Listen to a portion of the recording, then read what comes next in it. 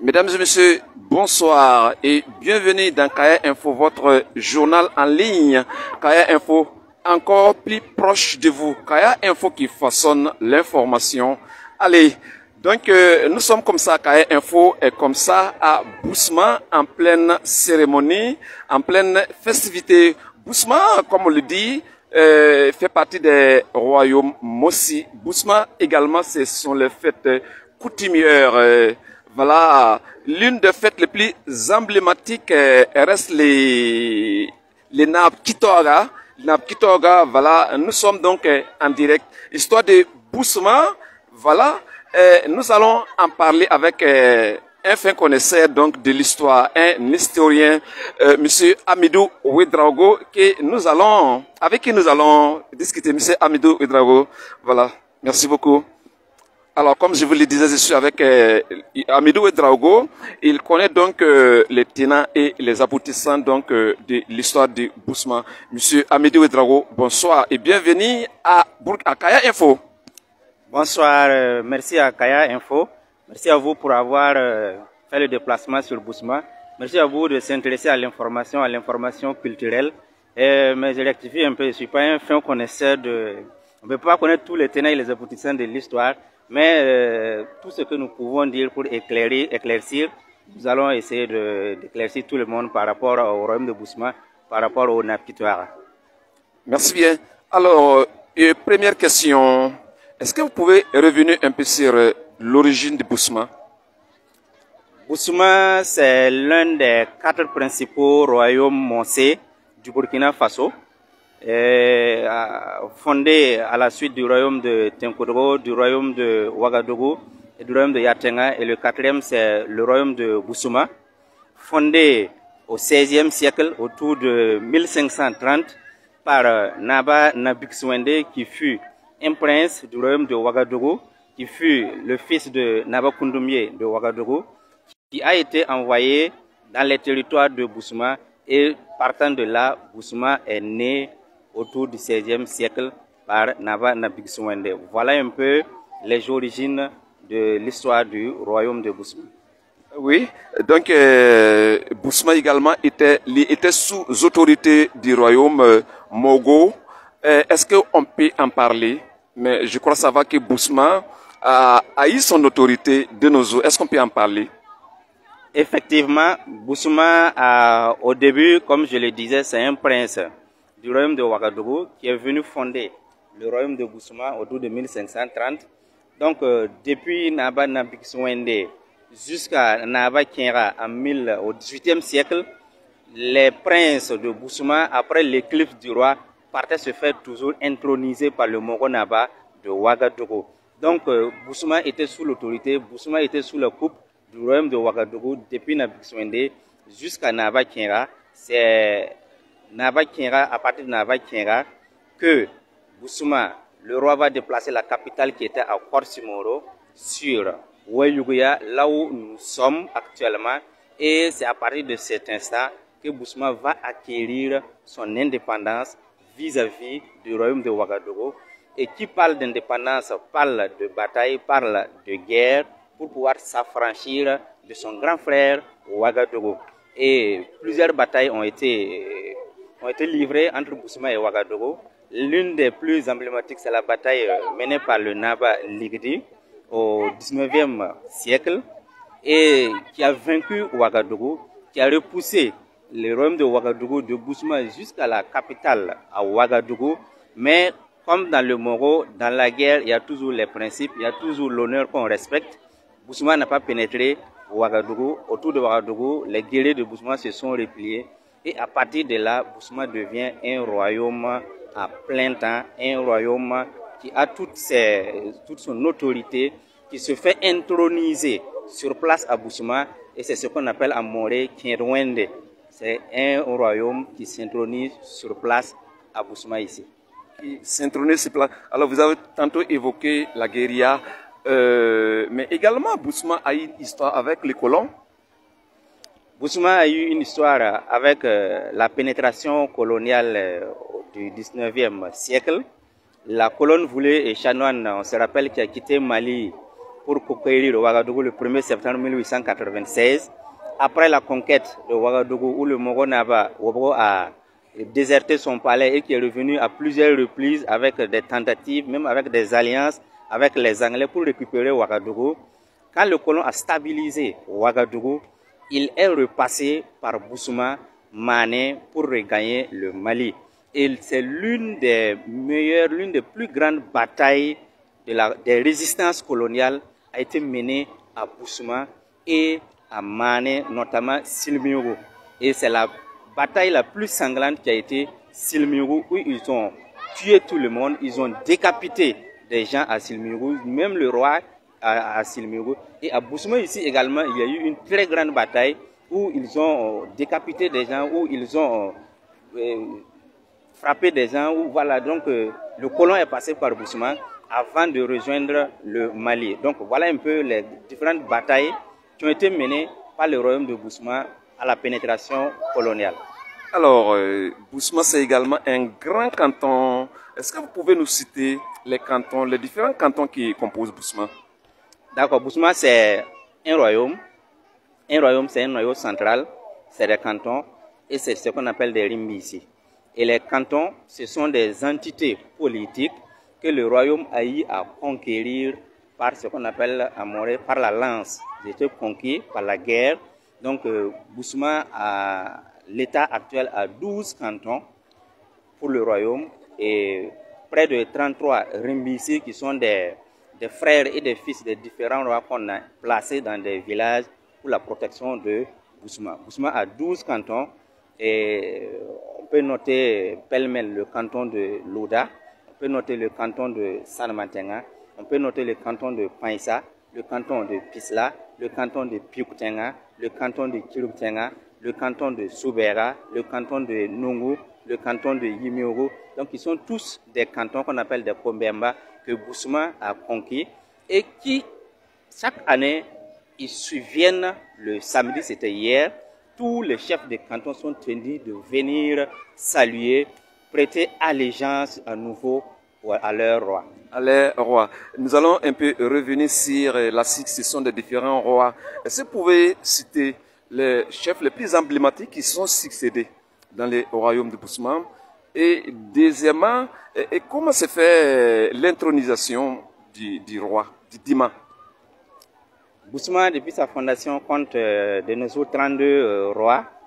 Et vous m'avez demandé des chefs emblématiques. Je pense que tous les rois qui se sont succédés ont été emblématiques. Chacun, à sa manière, a apporté sa pierre pour la construction du royaume. Mais ce que nous pouvons retenir, on peut retenir déjà le fondateur du royaume qui est Naba, Nabixwende. On peut revenir sur Naba, Kienga, qui a déplacé la capitale de Kougouzougou à Wayugaya. On peut revenir sur Naba Ligidi, dont les faits, les hauts faits, vont au-delà des frontières de Boussouma et du royaume de Ouagadougou. On peut revenir également sur le Naba Kwabra, on peut revenir sur le Naba Sanam, on peut revenir sur le Naba Koum, qui est le fils de Naba Ligidi dont on parle, et sous lequel règne la colonisation, les colons sont pénétrés sur les territoires du Moro. On peut revenir également sur Naba Koutou, qui sont des rois intronisés sous la colonisation. On peut revenir sur Naba Kwabra, on peut revenir sur Naba Wobro, qui est le grand-père de celui qui règne aujourd'hui. On peut revenir sur Naba Sonré, qui est le papa de celui qui règne aujourd'hui. Et enfin, on a Naba Sigri, qui est au trône aujourd'hui. Qui est au trône aujourd'hui. Allez, Kaya Info, nous sommes à Boussouma, nous sommes dans les festivités. Pourquoi? Parce qu'il s'agit de Nabkitouara. Voilà, c'est une fête coutumière. Vous pouvez voir voilà, la foule un peu partout, des musiciens qui sont en train de prester. C'est vraiment la fête. C'est vraiment la fête. Alors, également, quand on parle de Boussouma, ce sont les fêtes coutumières.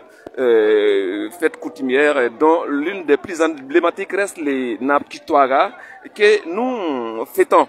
Voilà, et voilà, depuis 4 jours nous fêtons cela. C'est bien ça? Oui, oui. C'est bien ça depuis le jeudi, pour ce que les gens voient, pour ce que tout le monde peut voir. Sinon, la fête de Nabkitouara, ça a commencé depuis au moins 2 semaines. où ce sont les garants de la tradition qui sont mis en œuvre pour les différentes traditions, les différents sacrifices. Mais à partir de jeudi jusqu'à lundi, ça c'est la fête grandiose. Et si on veut revenir sur le Kitwara c'est l'ensemble des sacrifices faits aux mânes et aux ancêtres pour leur dire merci pour les récoltes qu'on a eu à faire. Nous sommes au sortir de la saison pluvieuse, donc pour les bonnes récoltes, pour la bonne saison, nous leur disons merci. Le roi leur dit merci pour ces récoltes et en même temps demander leur bénédiction pour la suite de la saison et éventuellement la saison qui va venir. Le deuxième sens également, le Napkitwara, c'est en même temps les funérailles du roi. Le roi célèbre ses funérailles de son vivant, de telle sorte qu'à son éclipse, quand le roi n'est plus là, un autre roi puisse être intronisé en même temps. En l'espace d'une semaine, un nouveau roi doit être intronisé. Donc quand un roi s'éclipse, une semaine après, on doit avoir un nouveau roi. Ce qui peut être une transition par rapport à votre question sur comment un roi est intronisé à Bousouma. Ça fait l'objet d'un livre qui va sortir très bientôt. Mais sur les grands lits, parlant de l'intronisation d'un roi, on ne peut pas parler de cette intronisation sans parler de l'éclipse d'un roi. Si un roi meurt, il faut très rapidement procéder à l'inhumation traditionnelle qui se fait à Kougourzougou. Et Kougourzougou, c'est où? Kougourzougou, c'est à Korsimoro, un village à l'ouest de Korsimoro, à quelques kilomètres de Korsimoro. Mais de là jusqu'à Kougourzougou, il y a un chemin appelé Nanamsore, le chemin des rois, que tous les rois, les traditionnels empruntent pour aller à Kougourzougou. Donc nous sommes à pratiquement 15 km de Kougourzougou. Donc le roi est inhumé là-bas et le nouveau roi est intronisé également à Kougourzougou là-bas sur les tombes des rois éclipsés.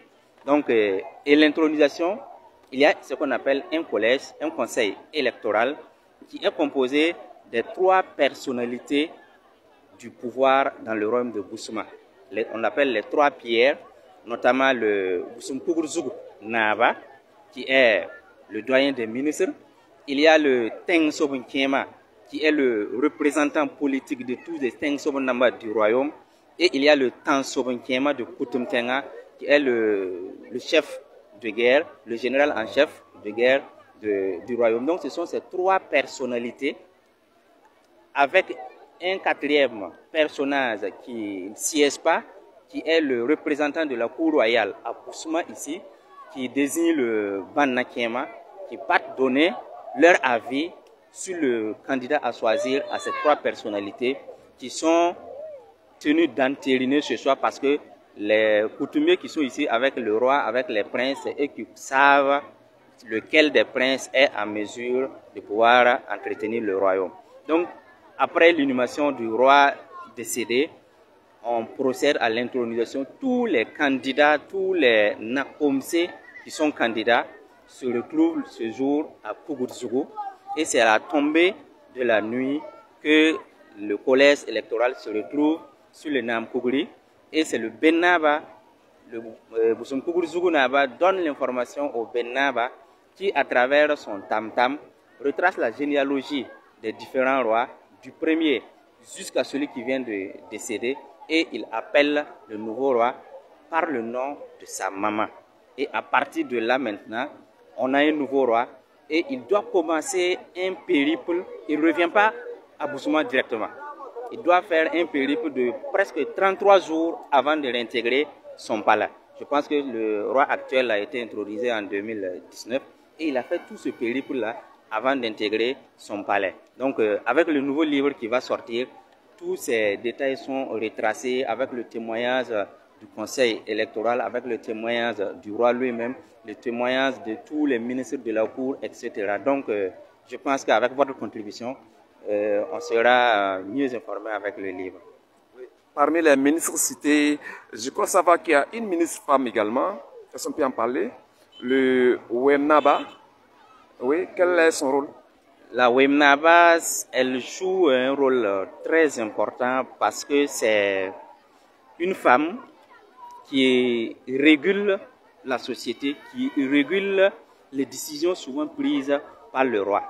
C'est la médiateur officielle du roi. C'est elle qui est capable de demander pardon, de demander la clémence du roi par rapport à un sujet qui doit être sanctionné, un sujet qui est amené à être sanctionné par le roi. Donc la Wemnaba, une fois que tu as l'assentiment de la Wemnaba, je pense que tu peux avoir le pardon du roi. Et elle joue également un rôle très important dans le processus d'intronisation également du royaume, puisque quand le roi meurt, on transfère son corps à Kogurzoko. Lors de ce transfert, elle fait partie du cortège et à des points spécifiques, en empruntant le Nanam Sore, elle s'arrête avec son calebasse, plus un instrument qu'elle tient qu'on appelle le Yorore, et elle fait des incantations. Et tous ceux qui ont des prières, qui ont des désirs, ils peuvent s'arrêter sur place. Chacun formule ses vœux et ces vœux se verront réalisés pour tous ceux qui sont dans le cortège. Donc la Wemnaba, elle est d'une importance très grande dans le royaume de Boussouma, dans les sociétés Mossé. Dans les sociétés Mossé. Alors, il y a un fait particulier par rapport au choix de la date. On sait que généralement, c'est vers la fin novembre ou début décembre qu'a lieu le Nab Kitwara. Pourquoi est-ce qu'il y a un mystère autour de la date? Il n'y a pas de mystère autour de la date parce que le Kitwara que nous voyons est l'aboutissement d'un certain nombre de sacrifices, d'un certain nombre de rites. J'avais parlé des sacrifices pour remercier les mânes et les ancêtres pour les bonnes récoltes. Et ça ne commence pas avec le Nab Kitwara.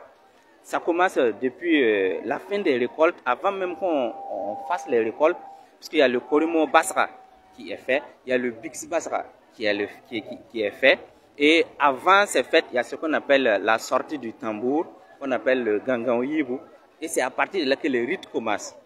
Et c'est depuis octobre que ces rites-là, fin septembre que ces rites commencent, jusqu'en octobre qui aboutit au Korimo Basra, et après le Korimo, il y a le Bix Basra.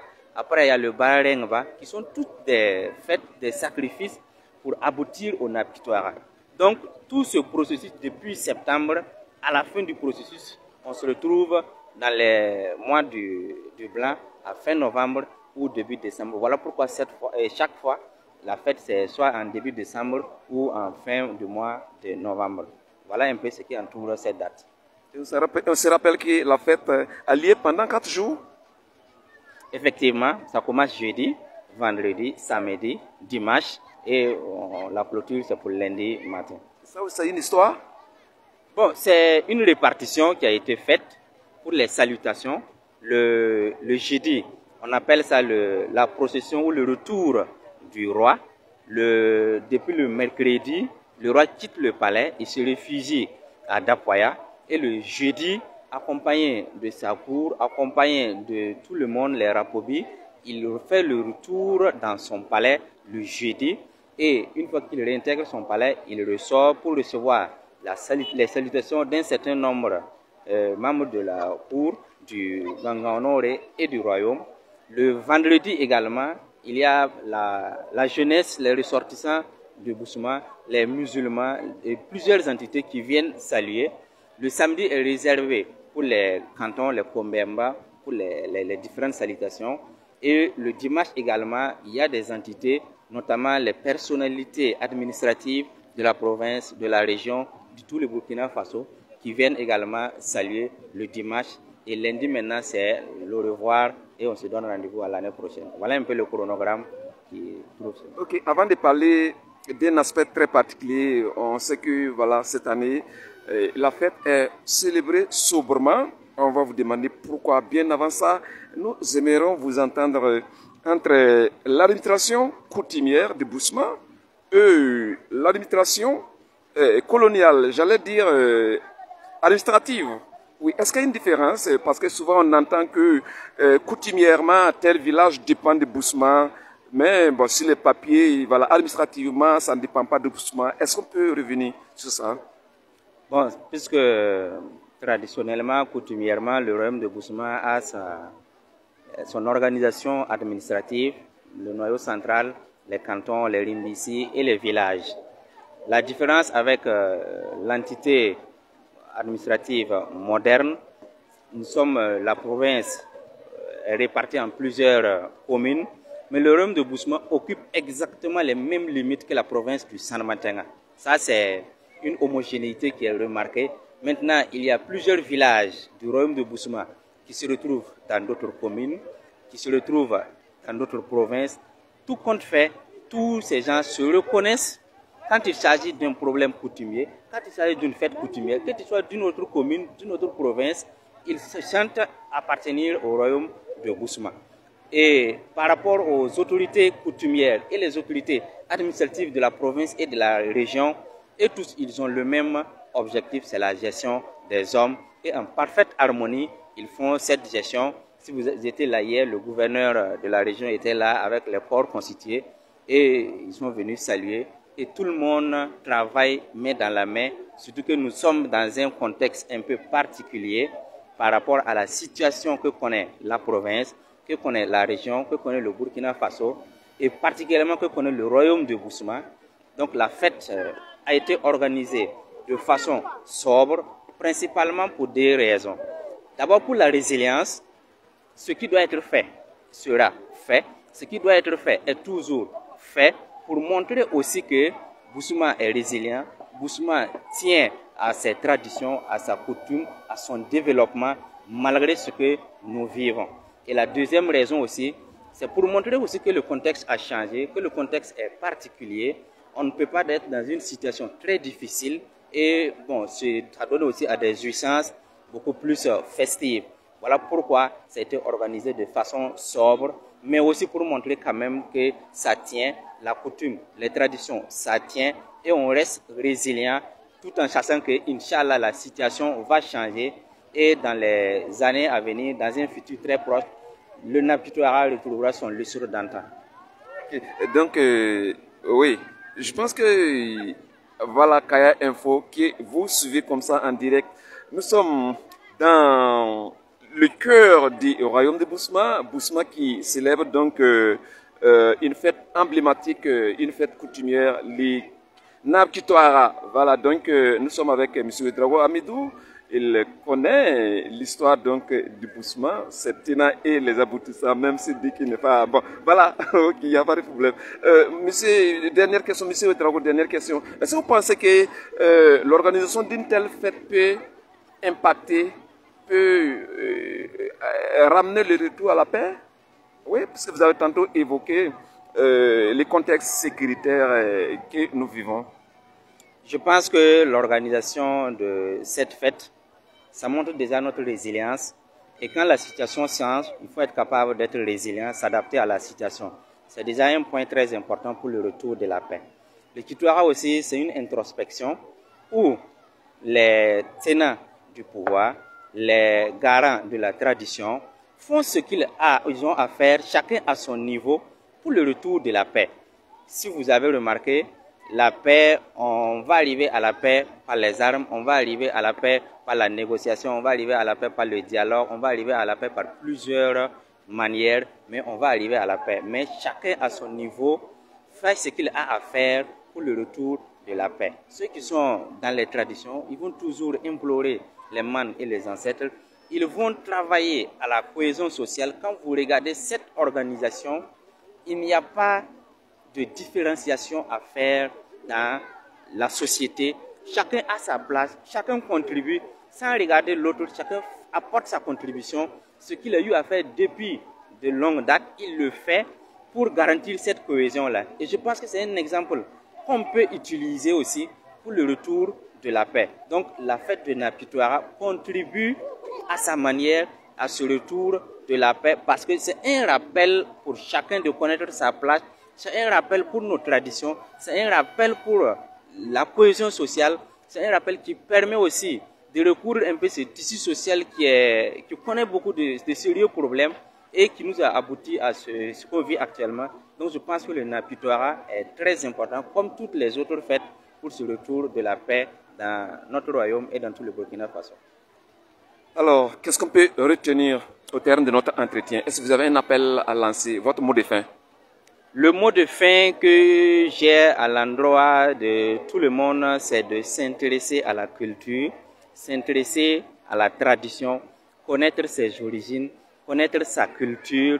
Je pense que la culture, c'est un élément capital pour la cohésion sociale. La culture, c'est un élément capital pour le retour de la paix. Donc, partir de la culture, partir de la tradition pour aboutir à la paix. Tous ceux qui ont pris les armes aujourd'hui, ce sont nos frères, ce sont nos sœurs, ce sont nos parents.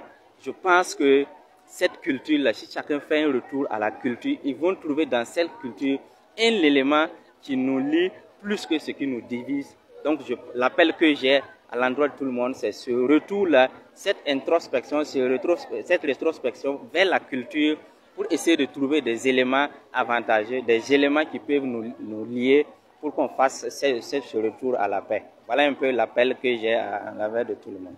Nous vous disons merci. C'est moi qui vous remercie pour cet entretien. Bonne chance à Kaya Info. Bon vent à Kaya Info. Puisse Dieu vous bénir. Puisse les manes et les ancêtres de Boussouma vous accompagner durant tout votre parcours. Je vous remercie. Merci beaucoup. Donc, nous sommes donc au terme de notre entretien. Je rappelle que nous étions avec Monsieur Ouedraogo Amidou du... Voilà, c'est un historien qui connaît l'histoire du royaume de Boussouma. Donc, nous en parlions, l'histoire, l'origine, la genèse du royaume de Boussouma, les différentes organisations, l'administration coutumière, l'administration administrative moderne. Nous en avons parlé. Nous vous disons comme ça, merci. Et restez toujours, suivez toujours Kaya Info. À la prochaine.